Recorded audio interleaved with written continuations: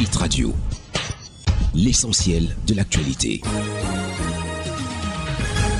Messieurs, dames, bienvenue au point sur l'actualité sur Hit FM 103 et Cam News 24 émettant depuis Garoua. Le nouveau palais de l'Assemblée nationale à Yaoundé, fruit de la coopération entre la Chine et le Cameroun, sera inauguré ce samedi 30 novembre 2024 à 11h à Ngouaïkeli. Cette cérémonie solennelle sera présidée par le président Kavaye Djibril en qualité de représentant personnel du président Paul Biya. Le vice-président du comité permanent de l'Assemblée populaire nationale de Chine, Zhang Qinghui, va également assister à cette inauguration. Après cette inauguration, la représentation nationale va aménager dans ces nouveaux locaux. Le projet qui a démarré en novembre 2019 va donc à son terme avec la livraison de l'immeuble en cette fin de l'année 2024. Le nouveau palais de l'Assemblée nationale est constitué de 3 bâtiments. Le premier bâtiment, le plus haut, est le nouveau bâtiment abritant les bureaux. Il comprend le sous-sol et 14 étages au-dessus du sol. Le bâtiment du milieu est le nouvel hémicycle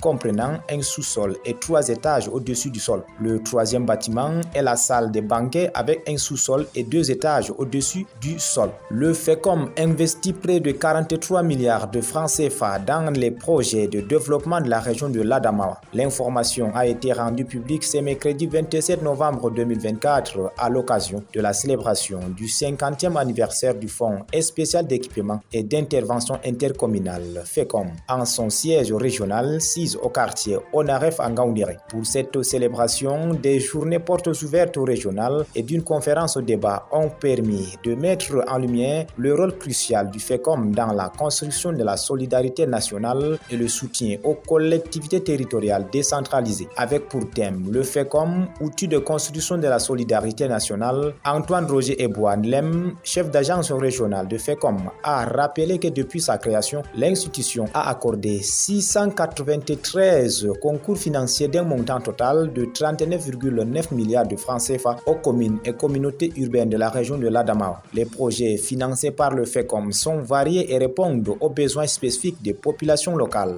On peut citer notamment la construction d'écoles, l'amélioration des infrastructures sanitaires, la réalisation d'adductions d'eau potable et la construction de bâtiments administratifs.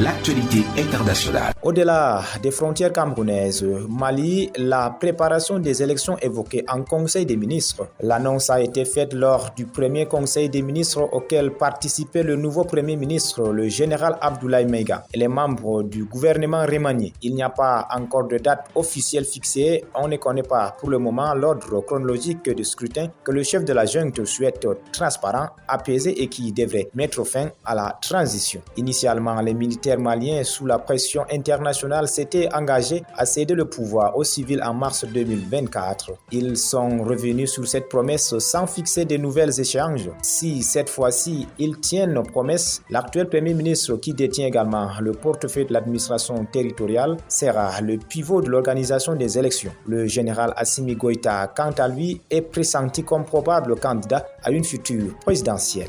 Donald Trump nomme un émissaire pour l'Ukraine et la Russie. Décidé à mettre la fin à la guerre entre l'Ukraine et la Russie, le président élu des États-Unis Donald Trump vient d'annoncer la nomination d'un émissaire. L'ancien général Gert Kellogg est nommé par Trump pour ramener la paix entre l'Ukraine et la Russie, en guerre depuis 2022. Il est avec moi depuis le début. Ensemble, nous obtiendrons la paix par la force et nous rendrons l'Amérique et le monde sûrs à nouveau, a écrit le milliardaire américain sur son réseau social. Avant son élection, Donald Trump avait promis de mettre fin à la guerre en Ukraine en 24 heures. Une promesse qu'il voudra bien honorer pour le bonheur des peuples russes et ukrainiens. Voilà, mesdames et messieurs, c'est tout pour le point sur l'actualité de ce matin sur Hit FM 103 et Cam News 24. Merci de nous avoir suivis et agréable jour.